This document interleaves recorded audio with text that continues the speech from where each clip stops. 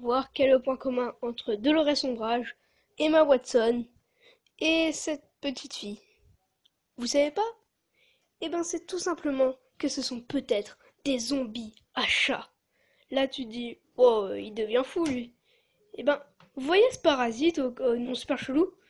Il infecte les humains pour ensuite aller dans le ventre d'un chat. Sauf qu'il est con, les chats ça mange pas les humains. Mais lui, il s'en fout, hein. Lui, son job, c'est de te contrôler pour que tu te rapproches un minimum de ce truc, le chat. Donc, si tu le trouves mignon, ça veut dire que tu es un zombie à chat. Il y a aussi beaucoup de légendes sur les chats. Par, en Angleterre, un chat qui doit ramasser sur ses pattes est signe d'un hiver rigoureux. Mais les chats blancs, c'est mauvais présage. Bon, moi je trouve ça un tout petit peu raciste, mais pourquoi pas.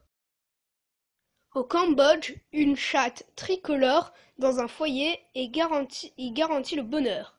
Et en Écosse, un chat noir errant venant se réfugier sur la véranda apporte la prospérité à la maison. Aux États-Unis, un chat blanc et rêve est le signe immense de la chance. En France, un chat noir qui traverse la rue devant soi annonce un malheur.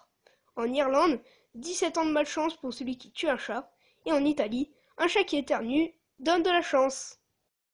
Maintenant, on y va sur un sujet un tout petit peu tranquille, comme la superfécondation.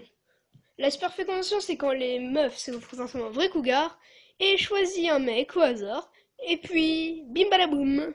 Voilà. Bon, revenons un peu dans l'histoire. Les chats avant, nommés le Felis sylvestris, étaient 2 fois plus grands que ceux d'aujourd'hui. Ils étaient grands, hein. À l'Antiquité, on a commencé à considérer les chats comme des vrais dieux. Et du XIVe au XVIIIe siècle, on a considéré les chats comme fils du démon. Ah oui, on les détestait vraiment. Et moi, je les déteste tout autant. Bon, merci d'avoir regardé cette vidéo.